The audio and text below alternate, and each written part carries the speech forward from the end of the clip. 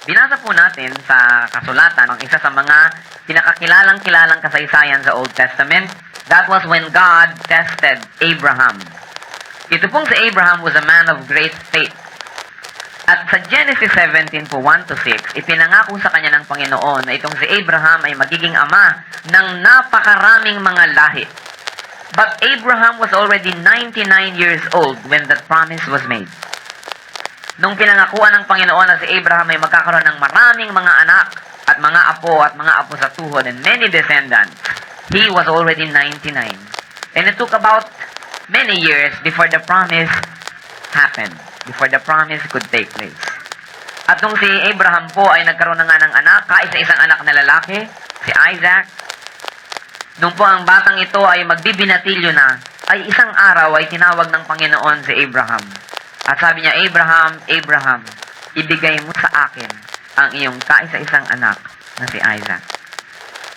Si Abraham po ay tumugon at kinaumagahan, the following day, ay naglakad na siya kasamang kanyang mga dalawang katulong na lalaki, dala niya ang bata, dala niya ang lahat, at siya po'y sumunod kung saan sinabi ng Panginoon siya ay magpunta at ialay ang kanyang anak na si Isaac.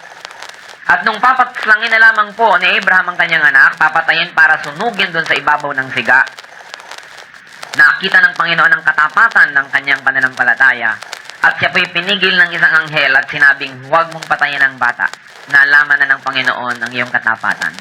At sa paggatunghay po ni Abraham ay nakita niya na may isa pong hayop na ang kanya pong sungay ay nasilo ng mga tinik.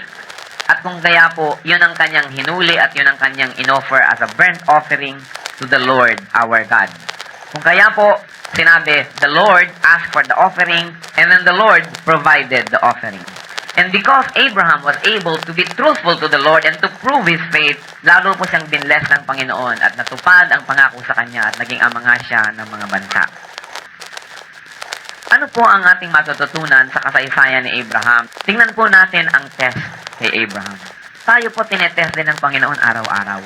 Pag nakita natin kung paano siya tinest, malalaman ngayon natin how Abraham was tested. Sabi po sa kanya, take your son, your only son, Isaac, whom you love. Nung pong hiningi ng Panginoon si Isaac, hindi po minaliit ng Panginoon ang value para madaling maibigay.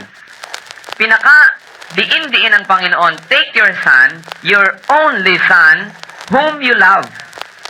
Bakit po kaya si Isaac ang hiningi ng Panginoon? Because the Lord wants the best. Could it be that Isaac was best loved by his father? Obviously. Marami pong nagtataka bakit daw hindi si Sarah ang hiningi ng Panginoon. Alam na po natin ang sagot. The dearest, the best. Could Isaac be taking too much of Abraham's time? Na dati ang kanyang pananalig sa Diyos at ang pakikipagniig sa Diyos ay gano'n na lamang. Baka ngayon ay panay na ang kanyang spend ng time sa kanyang anak, nababawasan ang kanyang fellowship with the Lord. At nailalayo na kaya ni Isaac ang kanyang anak sa Panginoon? And so, therefore, whoever was the best, whoever was the most loved, and whoever stood between God and Abraham, God asked for. Si Isaac ang hiningi. Ano po ang tugon ni Abraham? Yes, Lord. No hesitation. Walang sama ng loob, walang pangamba, walang agam-agam. Kinabukasan, hindi pa sumisikat ang araw. Madaling araw pa lang, umalis na siya para sumunod sa Panginoon.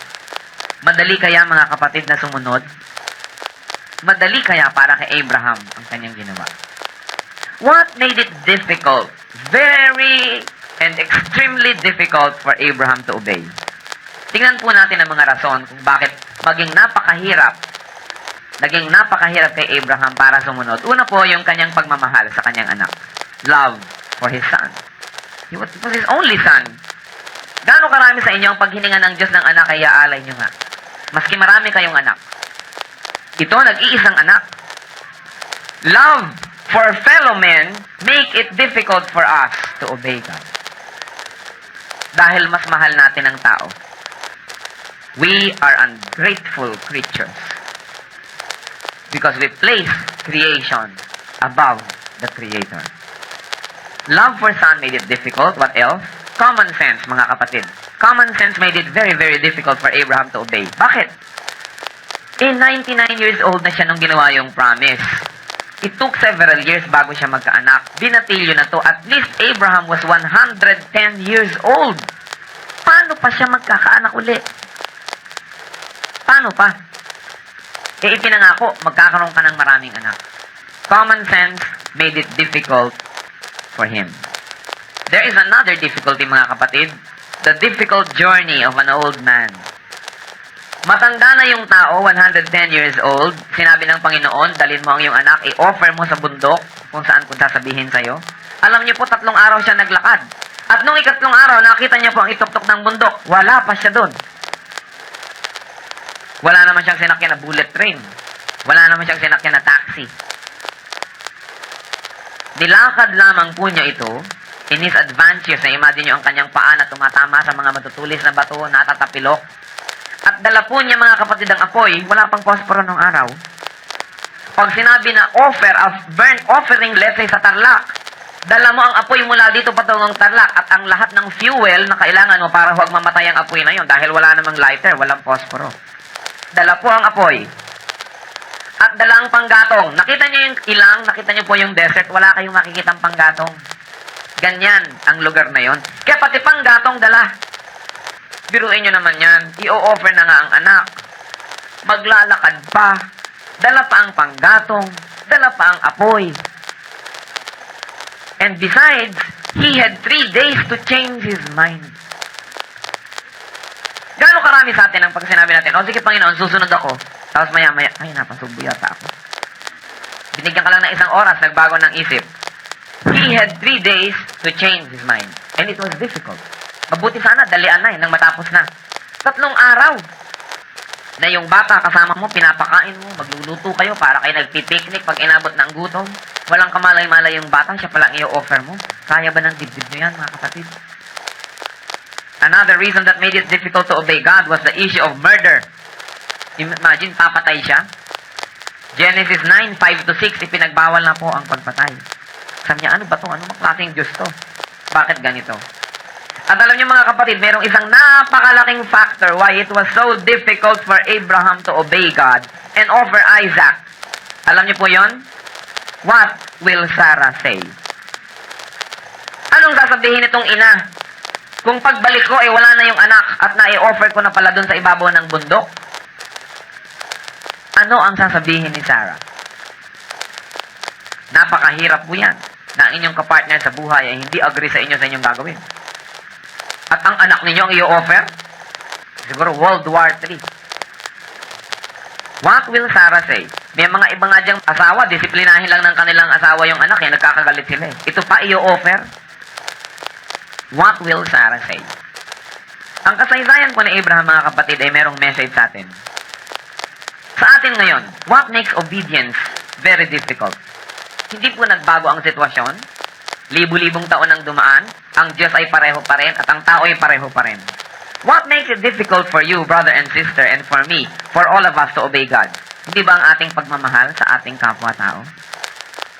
Love for your son, for your daughter, love for your husband or wife, for your mother, for your father, for your auntie, for your aunt, love for your boyfriend, for your girlfriend, makes it difficult to obey God.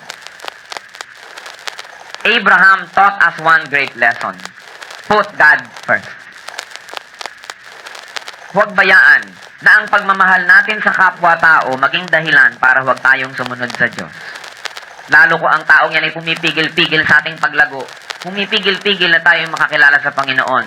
Don't allow any creature to stop you from going to the Creator. And yet, now, it is difficult to obey God dahil sa pagmamahal sa kapwa-tao. Marami sa ating mga kababaihan, ang mga boyfriend nila ayaw, magpapastor ito, ayaw ko na, lilipat na ako ng ibang boyfriend. Dahil baka hindi na ako makabili ng rice cooker. Baka hindi na ako makakain ng masasarap. May mga pangamba, ayaw ibigay. Dahil common sense tells them na, mahirap sa ministry. Huwag na lang tayong sumunod. Bayaan mo na yung iba. Isusupport natin sila, pero huwag ikaw. Common sense makes it very difficult to obey God. The doctrine of giving is the word from God. And we are at no liberty to be God's editors and censors. We present the word of God the way He wants it presented. And so we teach tithing. We teach giving to the church. Hindi natin yan teaching. It's the teaching of the Lord. It is our obligation to teach it. Alam niyo po, maraming mga leaders, maraming mga teachers, they hesitant na i-touch po ang topic na ito. Pero para po sa atin, sino tayo para mamili kung alin ang ituturo at hindi? Lahat ng sinabi ng Panginoon, ituturo natin. And one of that is giving. Sabi ni Baay, sabi ko na nga ba itong Bible study na ito, racket. Sabi ko na nga ba, negosyo yung mga relihiyon. Hindi po tayo nagne-negosyo.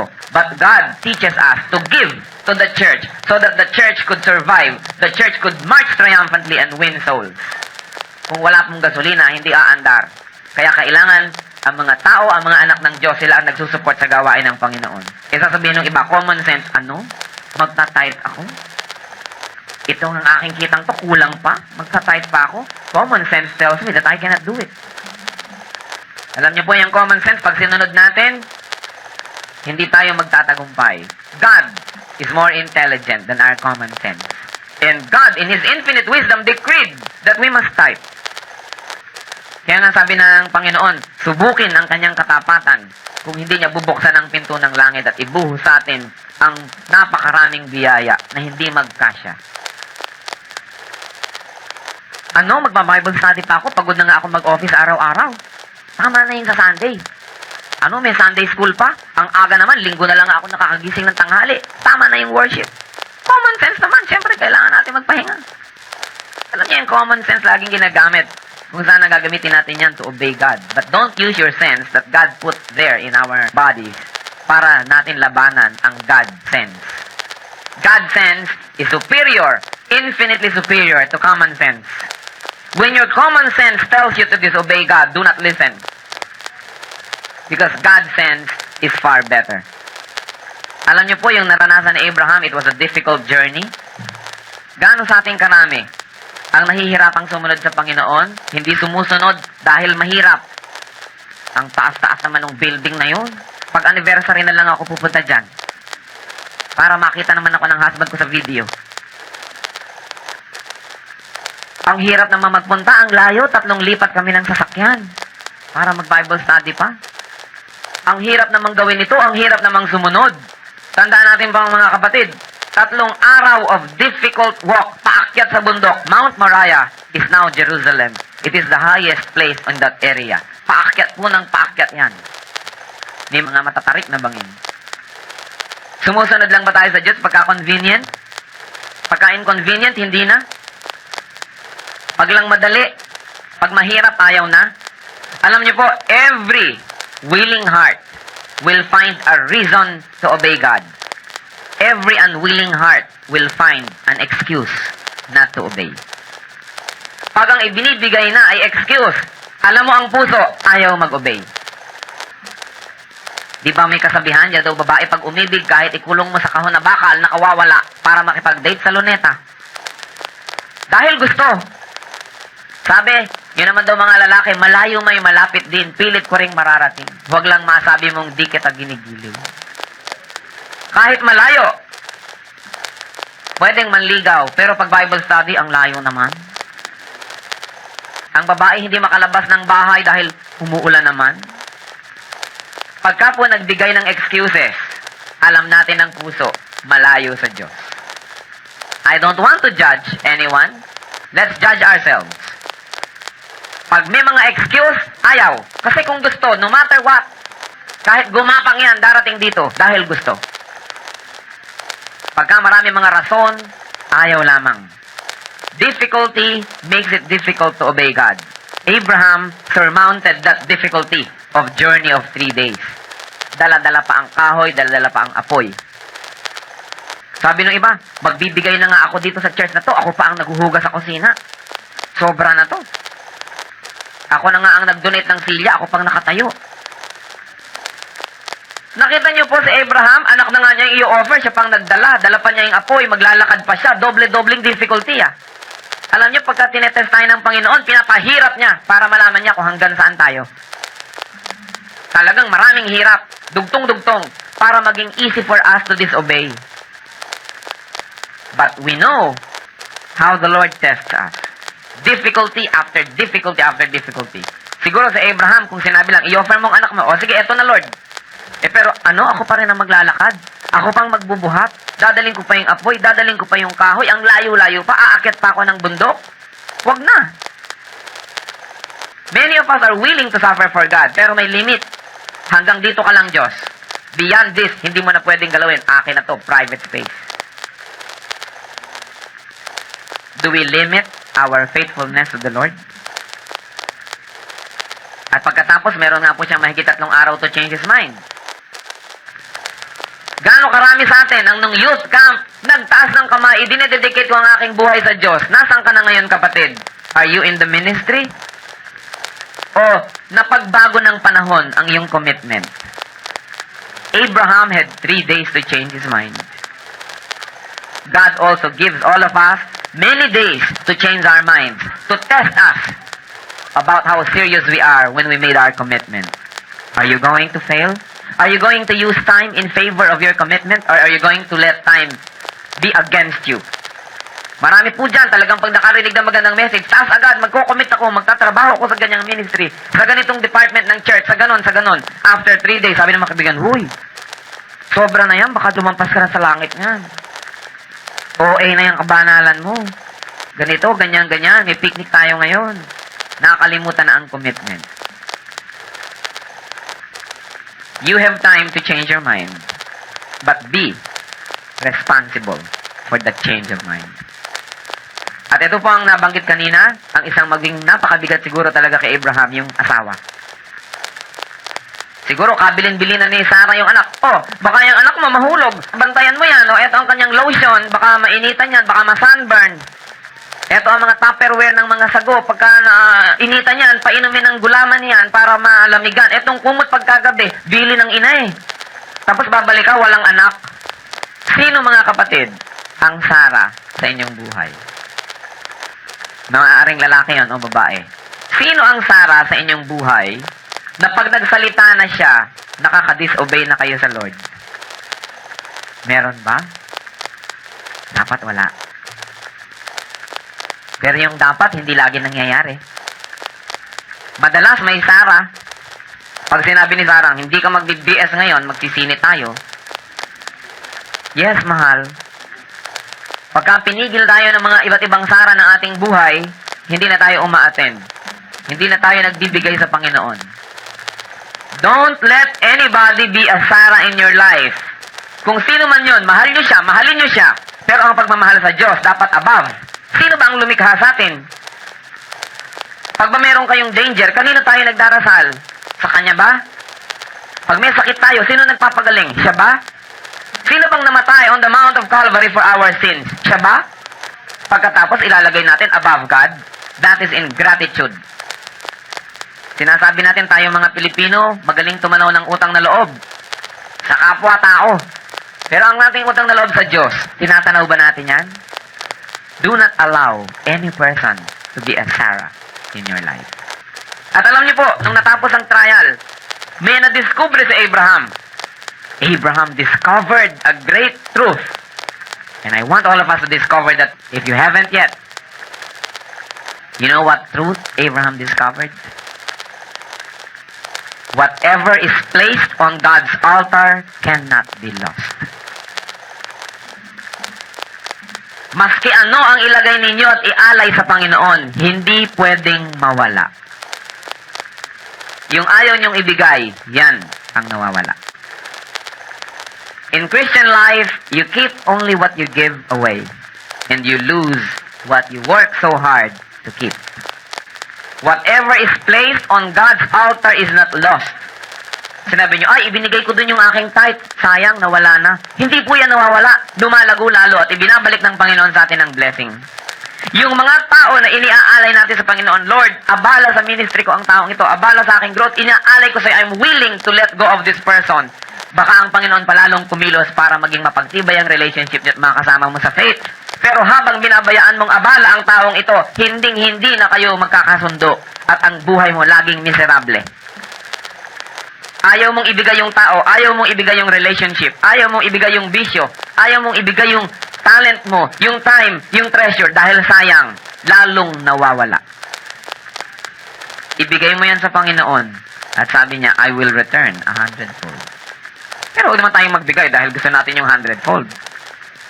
Maibigay, kunwari lang to, ibabalik naman yung 100-fold pa. Willing tayo na kung hindi ibalik, talagang okay, goodbye. Wala.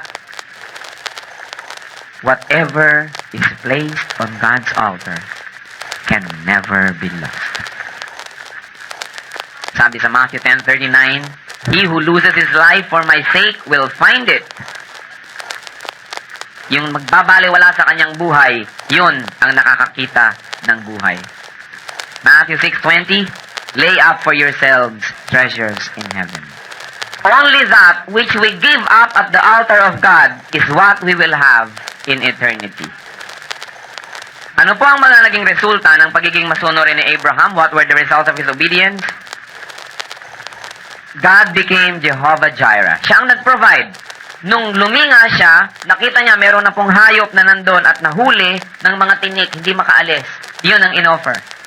God asked for the offering. God provided the offering. Saan pa tayo? Kailangan lang tayo ay faithful. And God made a greater covenant and took an oath by His name to fulfill it. And of course, what else was the result? God blessed Abraham with multitudes of offspring, especially the one offspring, the Lord Jesus Christ, whose name is above every name. The Lord blessed Abraham because he was faithful. What about us? What does the Lord want from us? I'm going to give you 5 things that the Lord wants from us. Among many, just 5. And I want you to rate yourselves. Gradean nyo mga kapatid ang sarili nyo ng 20 points for each item. 5 times 20, 100 ang perfect grade. Tingnan natin ang grade natin pagkatapos. Kayo lang yan, huwag nyo sabihin sa inyong katabi. I want you to follow and grade yourselves. The Lord wants the best of our love. Deuteronomy 6:5, you shall love the Lord your God with all your heart, and with all your soul, and with all your might. Lahat. Anong grade yung mga kapatid? Start computing. The second, the Lord wants the best of our gifts. Ang mga handog. Leviticus 27:30-32, all the tithe of the land, whether of the seed of the land or the fruit of the trees, is the Lord's. It is holy to the Lord. All the tithes of the herds and the flocks, every 10th animal shall be holy to the Lord. Do you tithe? Do you support God's work? Do you support missionaries? Do you support organizations that spread the gospel? Meron daw pong isang maikling kasaysayan, bayaan yung ulitin ko sa inyo. Meron daw pong isang perang papel na 100 pesos at meron isang pelang papel na 5 pesos. Meron po silang amo, ang kanilang amo isang Christian. Minsan nakikita sila sa pitaka, minsan gagastusin, magpapaikot-ikot, minsan magkikita na naman sila sa pitaka. Minsan nakita sila, sabi ng 100, ang lutong-lutong niya. Huy, 5 pesos, ang tagal na hindi nakita, kumusta ka ba? Ito, okay lang. Yung 5 pesos naman, durug-durug na, luma-luma. Sabi niya sa 100, ikaw, kumusta ka? Mukha yatang matagal na kitang hindi nakita. Alam mo naman ako, yung amo natin alam mo naman yan. Lagi niya ako, tsaka yung mga kasama ko pang 100 bills, lagi niya kaming dinadala kung saan-saan. Saan-saan naman kayo dinadala? Nadadala kami sa mga cash register ng Rustans, sa mga cash register ng mga, aerobics classes, sa mga cash register ng mga restaurants, lahat ng mga mahal, yung mga class, diyan kami nagpupunta. Diyan kami dinadala ng ating amo. Sabi niya, ikaw naman 5 pesos, saan ka naman nagpupunta ba? Sabi ni 5 pesos, the same boring place. Saan nga? Alam mo naman yung amo natin Christian, okay, punta doon sa basket. Bakit nga ba yung mga Christian, yung mga malulutong na dadaanin, ibinibigay kung kani-kaninong establishmento, at sa church na lang mga barya-barya dyan. Sana hindi ito totoo sa ating buhay. Malakay 3:10, sabi, will man rob God? And yet you are robbing me, the whole nation of you, because you are not giving me your tithes. Sabi ng Panginoon. Rate yourself, that's our second. Ilang points na ba ang inyong kinikita, mga kapatid? Number 3, the Lord wants the best of our labors. Matthew 19:27 and 28. Then Peter said in reply, Lo, we have left everything and followed you. What then shall we have? And the Lord said, everyone who has left houses or brothers or sisters or father or mother or children or lands for my name's sake will receive 100-fold and inherit eternal life. Huwag po kayong magmadali na iwan ng inyong mga kamag-anak sa pagsunod sa Panginoon. Mas magandang kasama natin at dala natin. Ano pong sinasabi? Kung talagang abala and it is hopeless, dapat alam natin kung sinong uunahin. Kung minsan may kapatid tayong nagtampo dahil na born again na tayo, mukmuk ng mukmuk yung kapatid ko, hindi na ako kinakausap. Ayaw mo pa ba ng kapalit? Eto halos 200 kapatid ang kapalit. Kaya sabi niya, I will return 100-fold. Kung minsan itinakwil ka ng iyong ninang dahil naging kang born again, ayaw mo pa bang ninang tong ubod ng daming ito na bilang kapalit? Pero hindi natin sinasabing talikuran natin sila. Dapat gawin natin lahat ng magagawa para makasama natin sa faith. Pero alam mo naman kung kailan dapat na medyo mag-dedicate ka na at tigilan na ang kapipilit kung talagang napakabigat.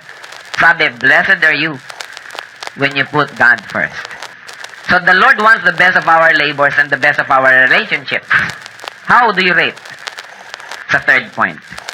We have a fourth item. The Lord wants the best of our loyalty. Luke 9:23 and 24. And he said to all, if any man would come after me, let him deny himself and take up his cross daily and follow me. For whoever will save his life will lose it, and whoever loses his life for my sake will save it. How loyal are we to God? How much do we deny ourselves? Alam niyo po, may mga alam ako, mga estudyante, kung minsan nag-i-skip ng isang merienda para makapag-donate sa isang missionary work. May mga pamilya akong alam na kung minsan merong day sila na ang simple-simple ng kinakain kasi yung masisave nila, i-donate nila sa isang Christian organization. How much do we deny ourselves for the sake of the work of the ministry? Rate yourself, mga kapatid. That's the fourth item. By now, kung nakaka-perfect score kayo, dapat 80 na. Do we treat God as God? Kung sabi natin, Lord, God, pero hindi naman siya ang nasusunod sa ating buhay, tayo naman. That is hypocrisy. Sinabi ng Lord, turn right, ipinipilit mo, Lord, turn left na lang. Sinabi ng Lord, stop. Sabi mo, Lord, slow down na lang, huwag naman stop. Sinabi niyang go, sabi mo, mamaya na lang. Tapos ang lakas ng loob mo sabihin, Lord, Lord. That's hypocrisy. If you don't obey God, you are Lord of your life. How do we treat God? Do we treat God as a disposable healer? Pag lang may sakit ka, tsaka mo naaalala. Disposable provider, pagka lang may need ka, tsaka mo naaalala. Pag meron na uling na-i-provide, nakakalimutan na ang Diyos. There is a second truth that I want to leave. The first was, nothing that is placed on God's altar can be lost. There's a second truth. And this is very true. Most of us never get God's best in our lives simply because we do not give Him our best. Hindi naman best natin ang ibinibigay. Hanap ka ng hanap na ibigay sa ni Lord best. Deserve before you desire. Give God your best before you ask Him for the best that He can give you. And this is the fifth item that I want you to rate yourself, mga kapatid. Who or what is the Isaac of your life? Are you willing to put that Isaac second to the Lord? God is asking you to surrender, to offer your Isaac. Matthew 10:37 and 38. He who loves father or mother more than me is not worthy of me. And he who loves son or daughter more than me is not worthy of me. And he who does not take his cross and follow me is not worthy of me. He who loves a person, a thing, an idea, a habit, a belief, a position, whatever it is, more than God, is not worthy of God. Are you willing to submit your Isaac in God's altar? Rate yourself and total your score. Between you and the Lord, you know your score. What does the Lord want from us? The Lord wants our 3 T's. Time, talent, and treasure. Quality time. Hindi yung aantok-antok ka na at saka mo ibibigay sa Panginoon ng pag-aaral, di wala ka na talaga ng pag-aralan. Kung kailan ka pagod na, matutulog na lang tsaka magpe-pray, kaya nakakatulugan ng prayer. Quality time. And prompt time, hindi pa huli-huli. Lagi nating inuulit yan dito. When the Lord of Lords, ang ating ka-appointment, we must arrive on time. If we are decent before the Lord, if we are decent Christians, don't come late. Kung kayo choir, come on time for your practice. Kayo yung mga teachers, come before the class so you can prepare your class. Members kayo, come before the time so that you can help. May practice kayo ng mga singers, come on time and don't be late. If you are decent and self-respecting, don't make it a habit to be late. You are making the King of Kings wait. How dare us? Many times, we make the Lord wait. Bible study, kulang ang attendance. Sunday school, late. Worship service, late. Practice, late. Pag sa rapture, na late kayo, kayo rin. Christians should be decent. Sabi, everything must be done decently and in order. It is indecent to make other Christians wait for you. And so we give the Lord our time. Quality time. Yung gising, hindi yung inaantok. Pag meron kayong ministry bukas, maagang matulog ngayon, nakapahinga, para sariwang-sariwa. Hindi darating dito mukhang bangkay. Wala na tuloy masabi, namamalat na, wala nang maibigay. The best of health, inuubos sa mga outing. Pag nandito na sa church, mga lantang-lanta. The best of our time must be given to the Lord. And the best of our talent. Kailangan natin dito sa church, mga kapatid, ng mga artist, ng mga nagdo-drawing, mga nagle-lettering, gumagawa ng mga bakal, ng carpentry work, mga magtuturo, mga musician. We need all your talents here. If you are not submitting your talent to the church, somebody is getting cheated. The Lord gave you your talent, hindi lang para sa iyong sarili. Binigyan niya yan para gamitin mo sa church. If you are not using it, you are cheating God. Yung iba, ginagamit pa ang talent, lalo sa paglayo sa Diyos at sa pagmamataas. And then the Lord wants our treasure. Sabi sa Bible, you brought nothing into the world and you cannot take anything out of the world. Everything that is in our possession belongs to God and it was given by God. And God is asking for our tithes and offerings. I am not asking. This church is not asking. It is a command of the Lord. And it must be taught on equal footing with John 3:16. Pareho lang silang salita ng Diyos. We teach salvation and giving with equal boldness because they are equally words of God. The Lord wants our treasure. And the Lord is not interested about how much we give. The Lord is interested about how much was left after we gave. The Lord wants those relationships, those habits, those vices, laziness, selfishness, pride, materialism. All of that, the Lord is asking, put them on my altar and submit them to me. In closing, have we already submitted our Isaacs to the Lord or not? If not yet, the Lord is asking for it. If you are not getting the best from God, you are probably not giving Him your best. And remember, whatever is placed or surrendered on God's altar can never be lost. I like to ask you to be alone with God, close your eyes and bow your heads, and be with God and be alone with God. Tinatawag ngayon ng Panginoon, give up your Isaac. Are you going to prove your truthfulness? I-give up mo ba ang katigasan ng ulo mo? I-give up mo ba ang mga maling relationship, mga maling bisyo, maybe a sin, maybe habit, yung lagi na lang late, yung lagi na lang nahuhuli, lagi na lang nagpapabaya, o meron tayong isang ugali na ayaw ng Panginoon, o meron tayong isang ginagawa na ayaw ng Panginoon. I like you to raise your hand if you have something to give up to the Lord. He's speaking to you, and we're going to pray for you. Okay, you may put down that hand. Thank you. The Lord sees that. Yes? Alright? Sino ba dito ang perfect? I think only perfect people are the ones that have nothing to give up to God. God is asking for our Isaacs. Are you willing to make that commitment now? Who else? Hey, praise God, He sees them. Put them down, please. Thank you. Sino pa? May i-give up kayo na maling habit, maling relationship, a sinful life, a sinful habit, maybe. Praise God, you may bring them down. Sino pa? I will invite all of you to please stand with me and we're going to pray. Like Abraham, we're going to surrender these things to the Lord and we will be set free from wrong love and from wrong relationships and from wrong habits and from wrong lifestyles. Let's submit them to the Lord and I'm sure that the Lord is going to honor this commitment. Aming Ama, salamat po sa iyong pangungusap sa puso ng bawat isa. Alam mo, aming Ama, ang i-give up ng bawat isang nagtaas ng kamay. Maaring ito ay maling ugali. Maaring ito ay maling relationship. Maling mga asal, mga habits. Panginoon, maaaring ito ay pagkukulang sa paglilingkod sa iyo, pagdaramot sa iyo, Panginoon, ng time, ng talent, ng treasure. Maaaring ito, Panginoon, ay katamaran. Maaaring ito ay mga bagay na hindi kalugod-lugod sa iyo. Alam mo, Panginoon, ang bawat isang puso na narito ngayon. Tanggapin mo, Lord, ang igini-give up na ito. Accept all of this that are being given up at your altar.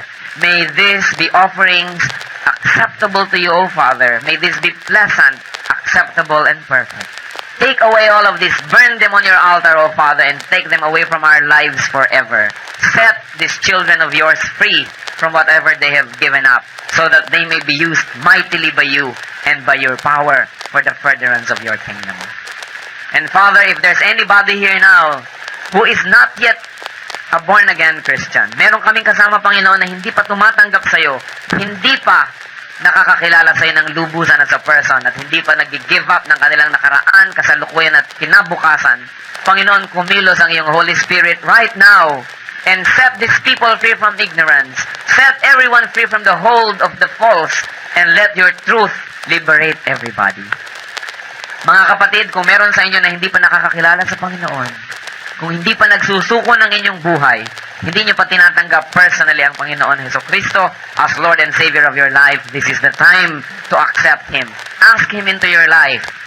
Humingi ka, kapatid, ng tawad sa iyong mga kasalanan, buksan mo ang iyong puso and welcome Christ in your life as Savior and as Lord, and be committed to obey Him all the days of your life. We have led sinful lives in the past, and those sins never made us happy. Those sins always left us guilty and empty. This is the time to give them up and have a brand new life. Mga kapatid, in a minute of silence, yung may mga i-give up sa Panginoon, be alone with God and give them up in a personal prayer. At yung mga gustong tumanggap sa Panginoon ngayon as Savior and Lord, makipag-usap kayo sa Kanya, siya'y nakikinig, kumakatok siya sa pintuan ng inyong puso. Papasukin ng Panginoong Jesucristo as Savior and Lord and be part of His great family. In a minute of silence, let's be alone with our Maker.